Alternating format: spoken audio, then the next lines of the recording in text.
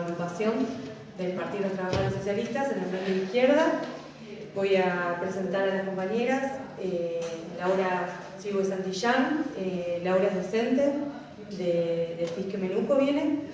y es candidata a diputada, encabeza la lista del Frente de Izquierda. Y Ceci Mancuso es una compañera de Neuquén, dirigente nacional de Manirrosas, referente de la agrupación. Bueno, en la charla, como dice el título, vamos a hablar sobre los principales debates adentro del movimiento feminista y un poco pensar qué estrategias tenemos para dar la pelea después de lo que pasó en el Senado y por la pelea del aborto y bueno, muchos temas.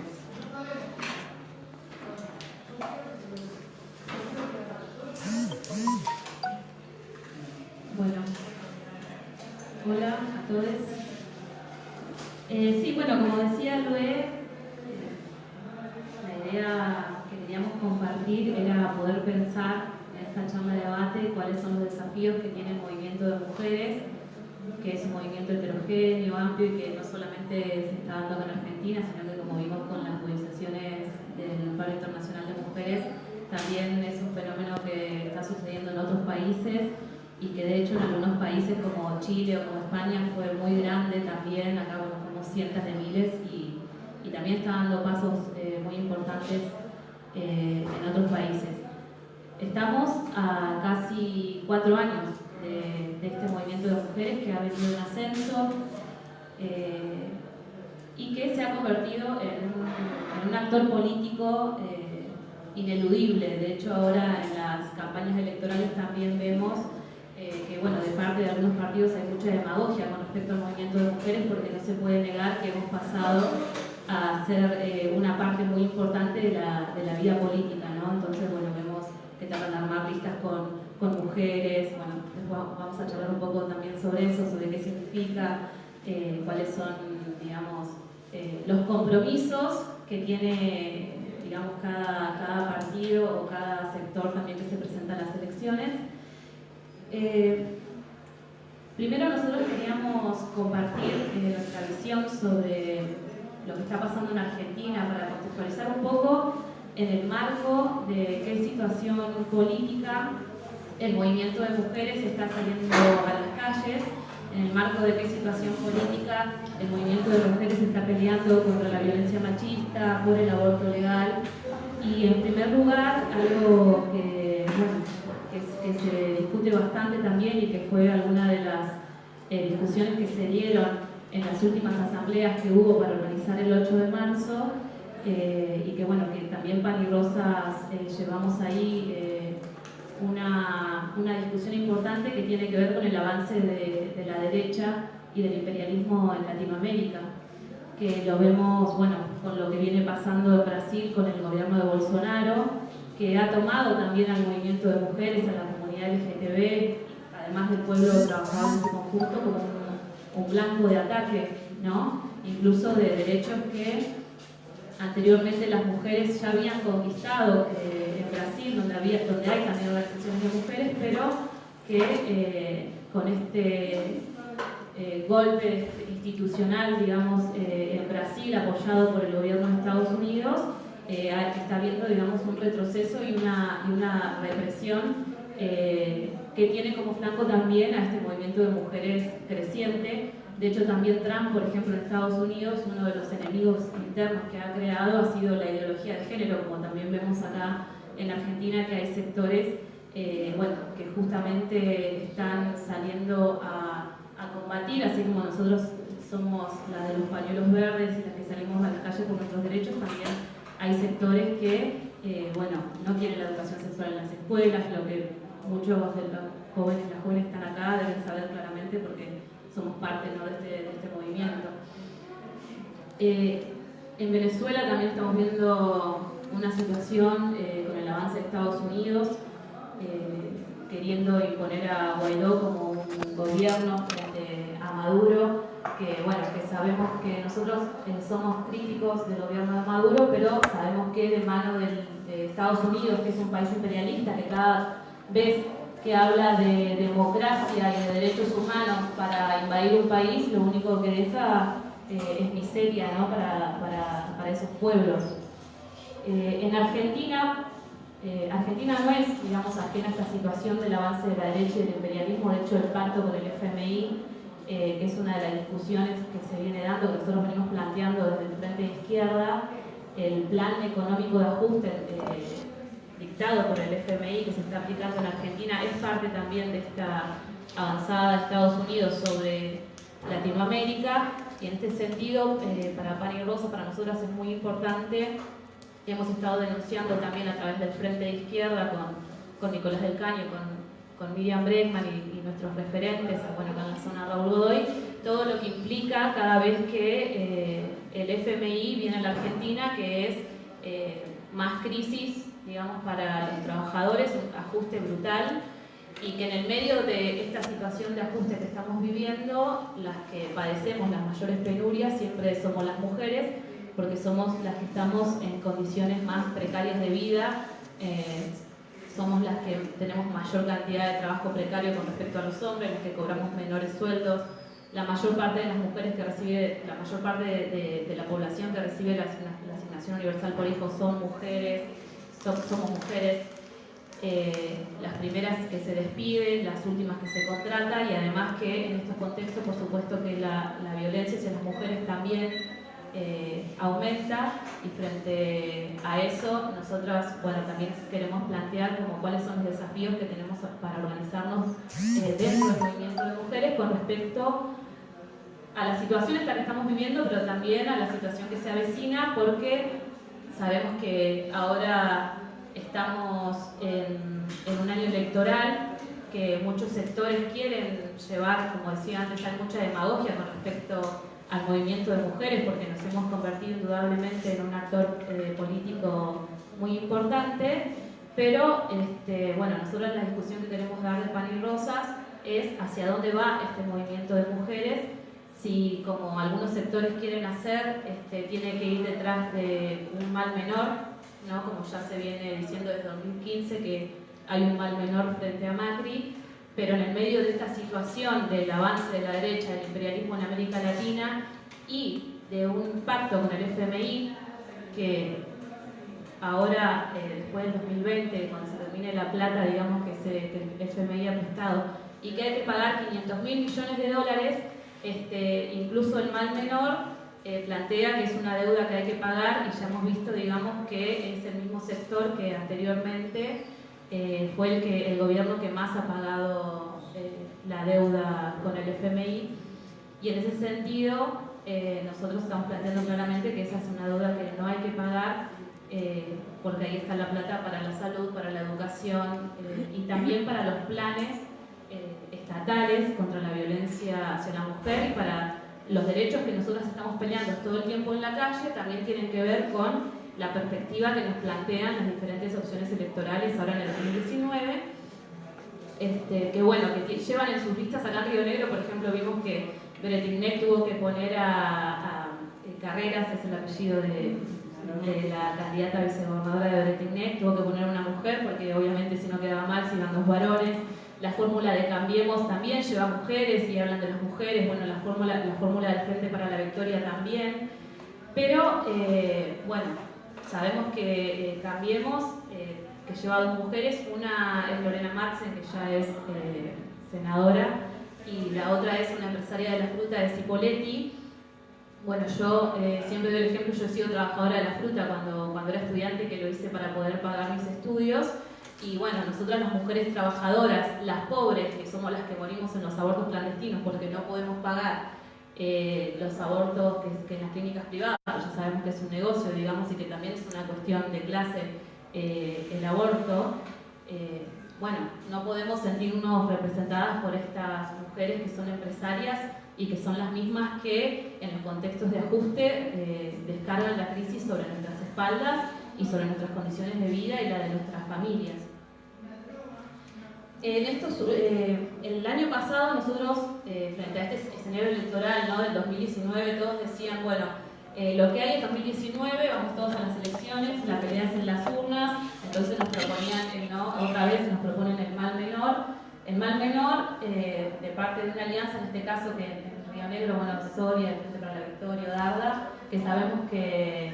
bueno, que el kirchnerismo, el Frente para la Victoria, durante todo el tiempo que fue gobierno, cajoneó nuestro reclamo de la legalización del aborto, y además que una de las peleas o de las lecciones centrales que sacamos también el año pasado, después de la pelea por la legalización del aborto, fue saber y ser consciente de la marea verde, no solamente de lo que implica una institución reaccionaria como el Senado, que siempre ha tenido ese carácter en Argentina, sino también el peso político que tiene la Iglesia, que todavía sigue teniendo injerencia dentro de nuestras vidas, ¿no? Y que lo vimos ese 8 de agosto en el Senado. Vimos ahí cómo votaban todos los partidos, digamos, que tienen compromisos con la Iglesia, y que por eso una de las demandas fundamentales por las que tenemos que seguir peleando es la separación de la Iglesia y del Estado, que imagínense que, quizás muchos de ustedes lo saben, la Iglesia está sostenida por plata que es de todos nosotros, nosotras, con leyes que son de la dictadura. Hay 4 leyes que son de la dictadura que dicen, ¿no?, que le dan subsidios millonarios a la Iglesia para pagarle a los obispos, que por ejemplo los obispos cobran un sueldo de lo que es el 70% de lo que cobra un juez, que es muchísima plata, y además que recibe, bueno, el Estado le da tierras, lo deja que construya, no le cobra impuestos y demás, tienen un montón de beneficios, mientras las mujeres trabajadoras y nuestras familias están pasando, y las estudiantes además. Acá yo veía, por ejemplo, estudiantes que vienen a cursar con sus niñes, mientras nosotros no tenemos ni siquiera un jardín maternal para poder garantizar nuestros estudios, ¿no? Bueno, en ese sentido, para nosotros es muy importante dar esta discusión de que no arrastren al movimiento de mujeres atrás de un supuesto mal menor, que sabemos que en los hechos nunca ha estado de parte de los derechos de las mujeres, como lo demostró durante todo su gobierno Cristina, y en el marco, sobre todo ahora, de este pacto con el FMI, de esta deuda que dicen que van a pagar, porque el plan económico, digamos, que tienen estas variantes, tanto Macri como toda la discusión que hay alrededor de los armados peronistas para hacer un frente anti-Macri y demás, bueno, implica pagar la deuda externa, pero además lo que nos están planteando es unir los pañuelos verdes y los celestes, ¿no? Entonces la pregunta que nosotras nos hacemos y que queremos también traer acá es, de la mano de estos sectores que siguen ligados a la Iglesia, que siguen ligados al Papa, que incluso Grabois, por ejemplo, que ahora también está impulsando el Frente Patria Grande, es amigo íntimo del Papa, de la mano de estos sectores vamos a conquistar nuestros derechos, y además de que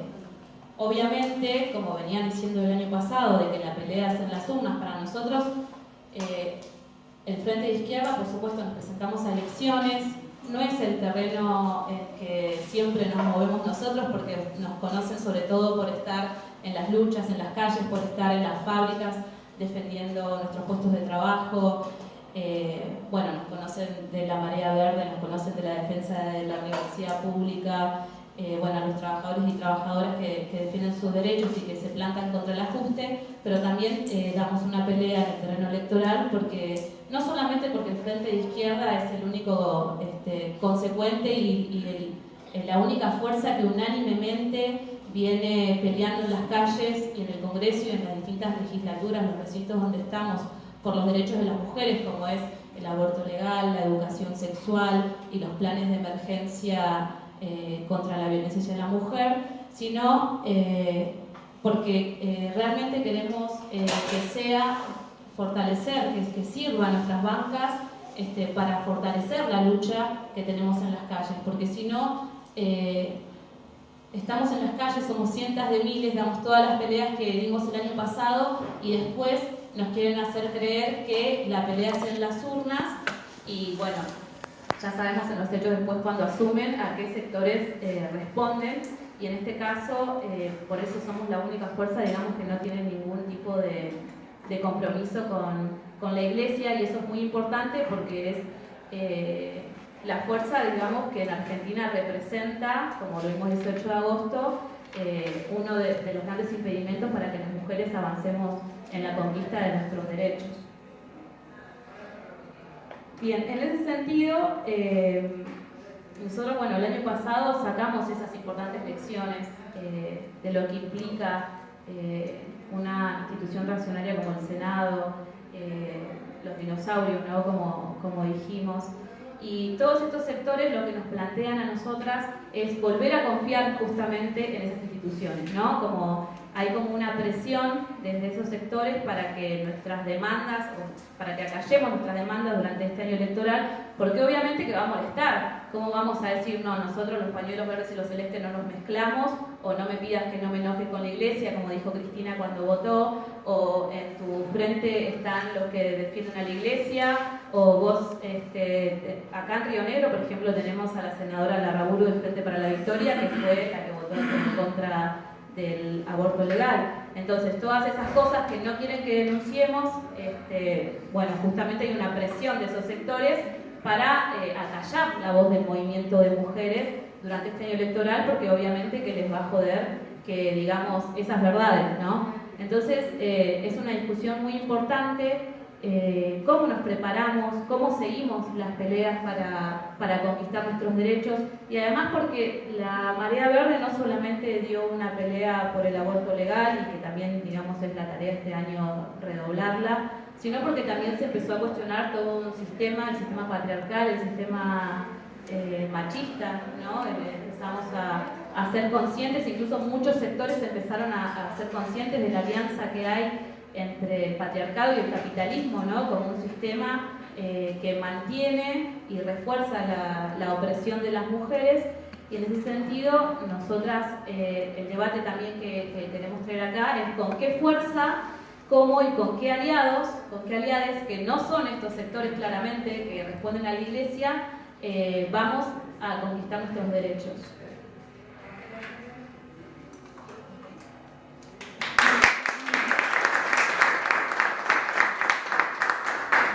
Bueno, la dejó picando, como quien dice, digamos, ¿no? Yo quería empezar por una primera definición, digamos, que es qué somos las mujeres de pan y rosas. Nosotras nos reivindicamos feministas socialistas. Hoy que está en debate, digamos, o yo escucho en las marchas de la Marea Verde que las pibas van charlando, digamos, de qué feminismo te reivindicás, qué es el feminismo, ¿no? De pronto se empezó a hablar del feminismo cuando se hablaba del feminismo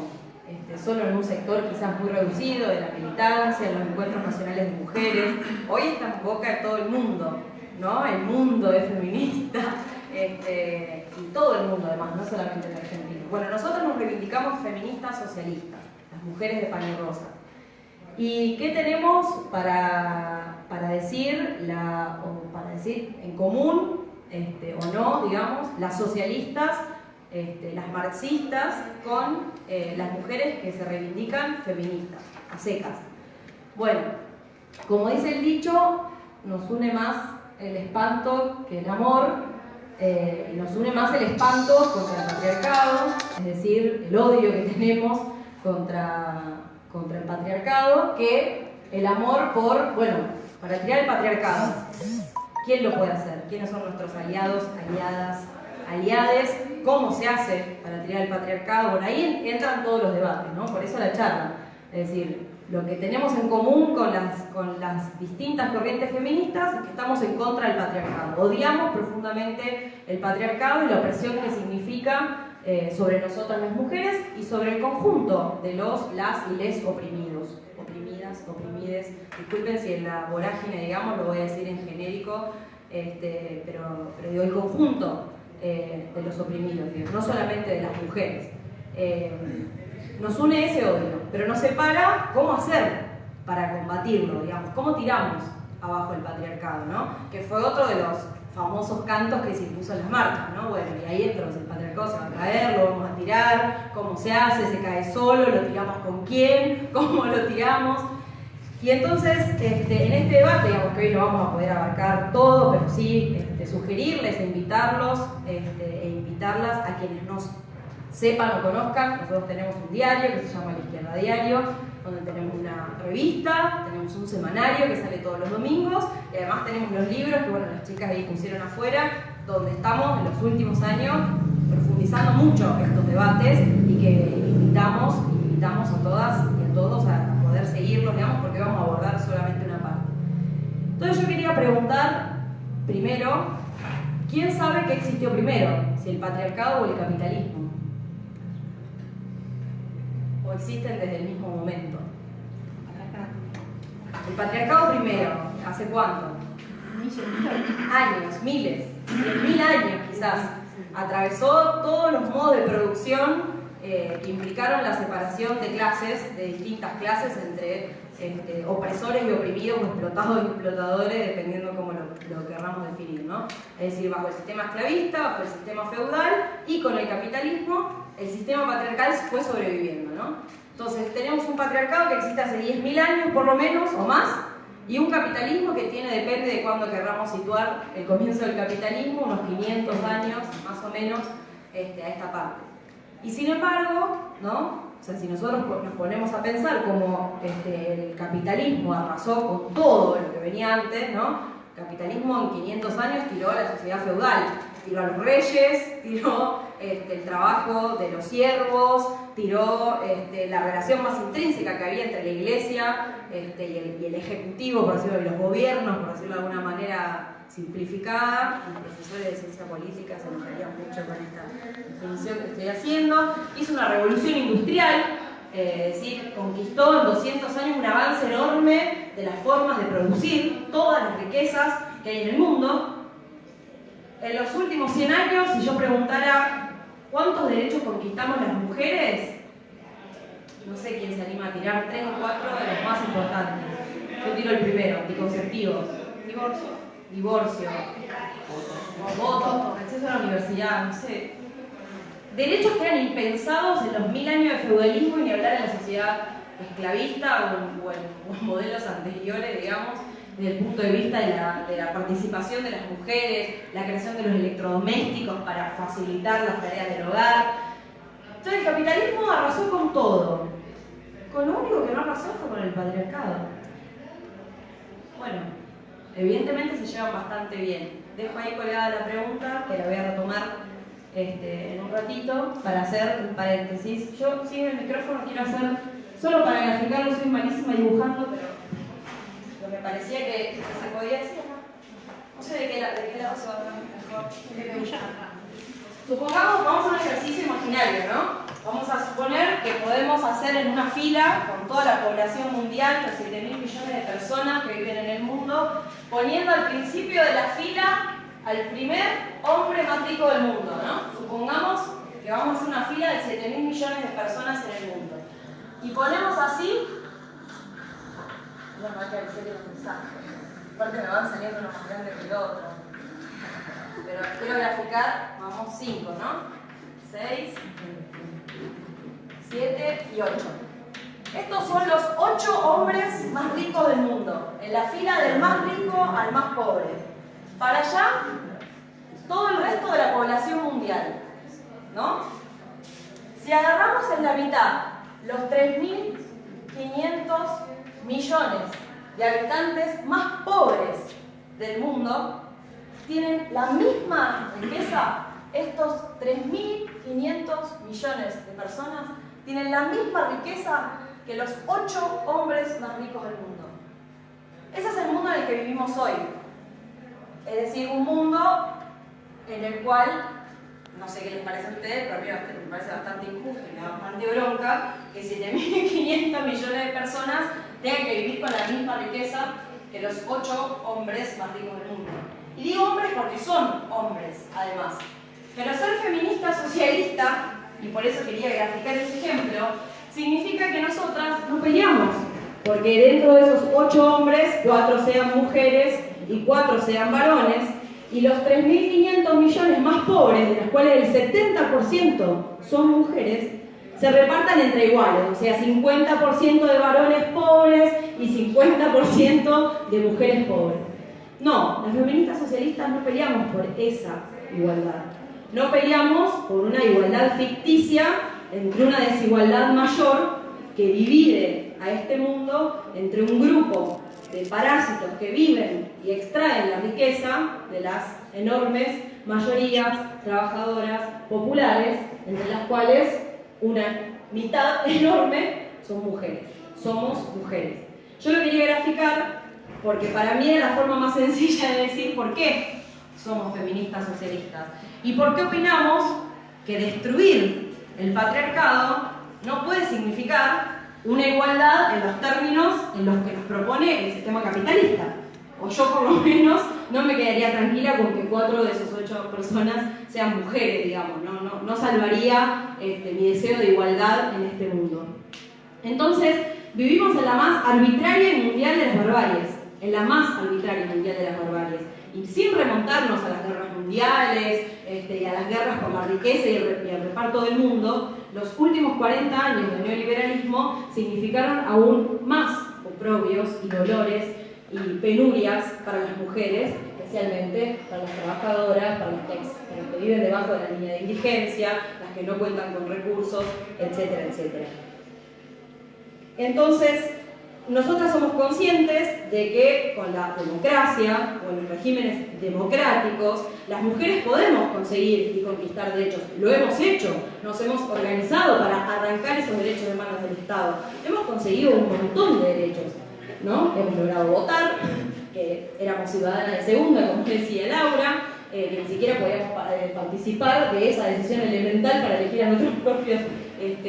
explotadores, por decirlo de alguna forma. Hemos conseguido el acceso a la universidad, a la educación pública, a trabajar en las fábricas, a conseguir incluso ser gerentes o CEOs de determinadas empresas. Bueno, con las democracias hemos conseguido el matrimonio igualitario, ¿no? Luchando en las calles, la identidad de género, hemos conseguido un montón de cosas. Pero como decimos nosotras, la igualdad ante la ley no es la igualdad ante la vida. Lo sabemos porque todos los derechos que se han conquistado los hemos tenido que defender y porque una vez conquistados nadie nos aseguró ni nos puso una firma de que son para siempre. Sino, como dice Lau, podemos ver ahora el avance de la derecha, significa que en lugares como España, como Francia, donde el aborto existe hace por lo menos 30 o 35 años, hoy está en peligro porque la derecha organizada sale a las calles y dice que no, que hay que revertir esos derechos conquistados, que no hay que destinar presupuesto y demás. Ni hablar, bueno, en América Latina, donde la mayoría de los países no es legal un derecho elemental como el aborto. Hemos conseguido el matrimonio igualitario y la ley de identidad de género y sin embargo la discriminación, las golpizas, los travesticidios, la discriminación a la hora de conseguir un trabajo, la expectativa de vida, etcétera, son brutales, ¿no? La ley no garantiza ni la igualdad ni la total libertad para nosotros y nosotras en este mundo tan barbárico como ese gráfico. Entonces, digo, conquistamos todos esos derechos, pero en los últimos 40 años los oprobios y los perjuicios para las mujeres fueron brutales. Yo quería traer un ejemplo para poder visualizarlo con más claridad. 4 millones de mujeres y niñas en las redes de trata y prostitución para la explotación sexual en todo el mundo. 4 millones de mujeres y niñas secuestradas, sacadas de sus hogares, desaparecidas para algunos que están explotadas bajo este negocio mundial que es la red de trata. 70% de las mujeres bajo la línea de pobreza. 50% de mujeres analfabetas y 45% de mujeres que trabajan en condiciones de precarización laboral, es decir, no registradas, en condiciones terribles, en jornadas que no son de 8 horas, sino de mucho más, súper explotadas en sus lugares de trabajo, incluso bueno, yo he tenido la oportunidad de vivir en Buenos Aires en gran parte de mi vida y haber conocido lo que significan los talleres textiles clandestinos, de los cuales la esposa del presidente es dueña de varios de ellos para su marca de ropa. Miles de muertas por abortos clandestinos y solo para agarrar en la Argentina 259 femicidios en 2018 y más de 43 en lo que va del 2019. Entonces, vuelvo a la pregunta que había dejado pendiente, ¿no? ¿Por qué? Si el capitalismo arrasó con todo, o con todo lo que venía de antes, o con muchas cosas que venían de antes, ¿por qué no arrasó con el patriarcado? Hay un secreto en ese matrimonio, como le decimos nosotros, entre capitalismo y patriarcado, que hace a varios de los debates que hay dentro de los feminismos múltiples hoy, que tiene que ver con ese trabajo invisible, no reconocido, aislado totalmente, que es el trabajo doméstico. El trabajo que hacemos la mayoría de las mujeres, yo no tengo hijos, pero digo, muchas de ustedes probablemente sí, que hacemos después de la jornada laboral. Y muchas la hacemos por nosotras mismas, y muchos la hacen para garantizar la subsistencia, y la mayoría, digamos, la hace para garantizar la subsistencia y la reproducción de sus hijos y probablemente su marido, compañero, novio, pareja con quien conviva. Ese trabajo, gracias al cual las empresas, los capitalistas, los dueños de las fábricas se aseguran de que sus empleados vuelvan a trabajar al día siguiente, se aseguran de que el obrero, el trabajador, tenga la comida, la ropa limpia, la ropa planchada, los hijos al cuidado de alguien, la suegra o la madre que está enferma, asegurado que alguien la está cuidando en su casa, etc. Eso es todo lo que hace que el trabajador pueda volver al día siguiente a la fábrica o a su lugar de trabajo. Y ese trabajo lo hacemos las mujeres, y lo hacemos gratis.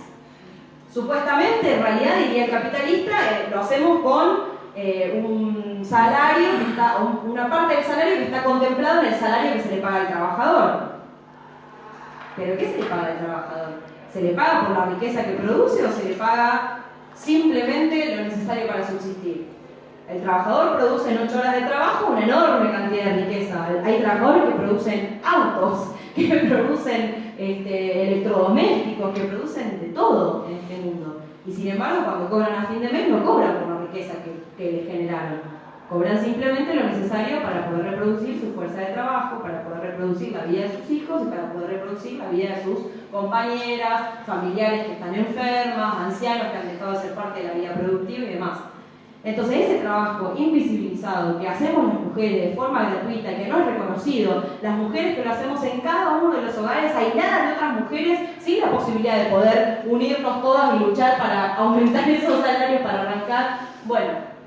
ese es el gran secreto, o uno de los grandes secretos por los cuales el capitalismo y el patriarcado se llevan tan bien, que el capitalismo no tiene muchas intenciones de divorciarse del patriarcado, porque gracias a él sostiene un pilar fundamental de las riquezas que se llevan.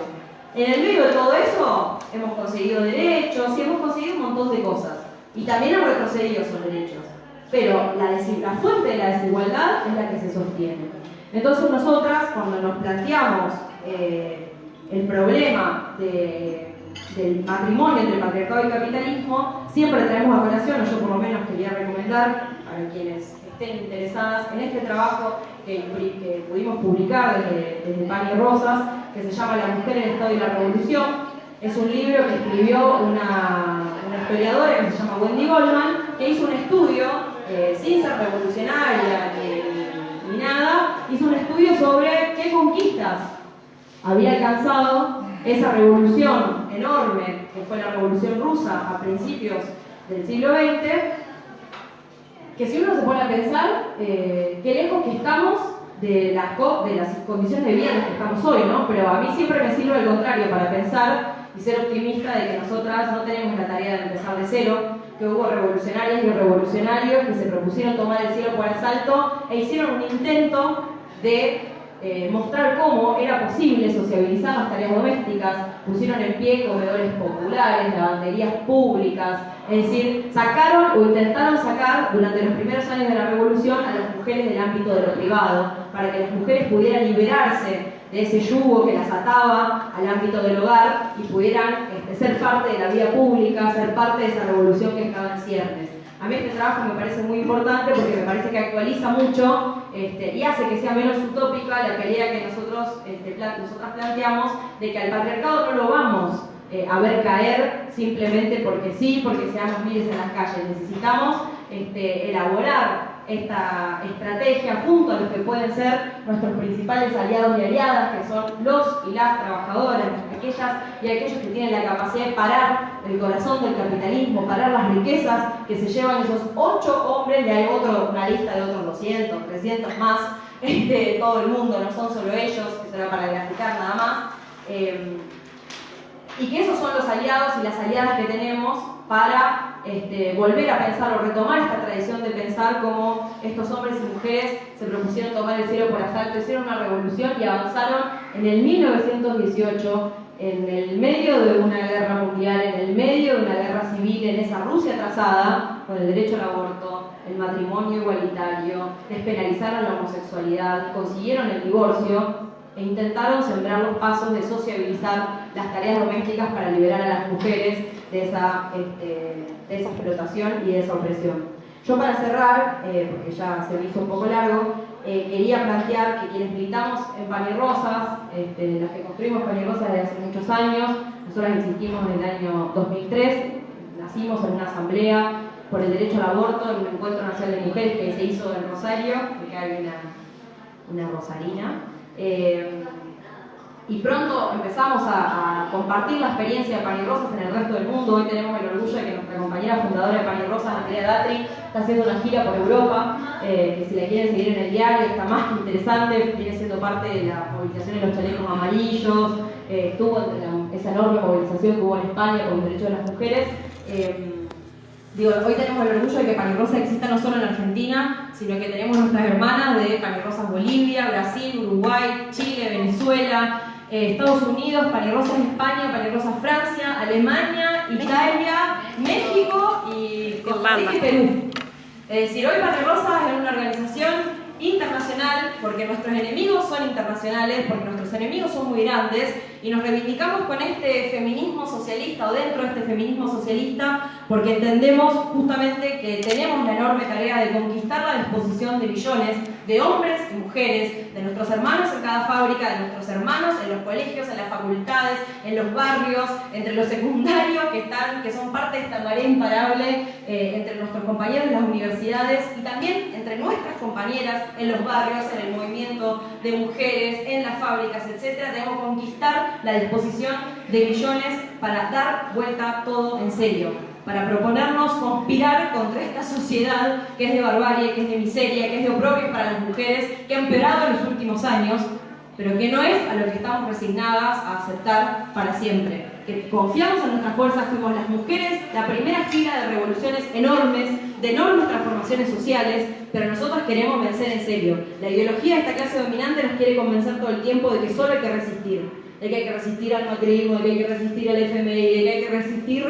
resistir. Bueno, las mujeres estamos cansadas de resistir, o algunas mujeres estamos cansadas de resistir, y por el contrario nos proponemos organizar, tirar abajo el patriarcado, sabiendo que hay que tirar abajo el capitalismo, y que para eso las queremos invitar a que se sumen, a impulsar con nosotros Pan y Rosas en todos los lugares del país. Algunas son de acá, otras serán yo soy de Neuquén, pero acá en Bariloche y en todos lados, con sus conocidas, hermanas, amigas, convencerlos y contarles qué es la experiencia de Pan y Rosas, y como decimos nosotras siempre, porque no pedimos, exigimos nuestro derecho al pan, pero también a las rosas. Así que con esto hacerles una invitación a que sean parte de este gran movimiento que es Pan y Rosas, de esta gran agrupación que es Pan y Rosas en todo el mundo, y que defendemos este feminismo socialista que para nosotros al menos es el que por el que vale la pena militar y vivir.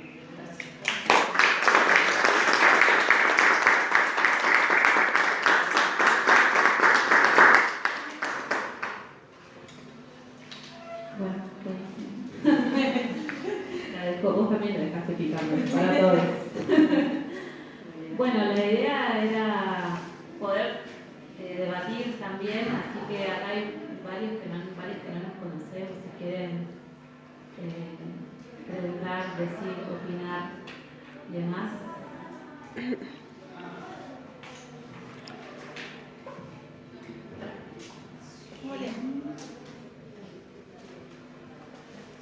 Si alguien... Antes de venir para acá charlaba con gente de la oficina, una compañera y un compañero, y hablamos sobre el tema del aborto, ¿no?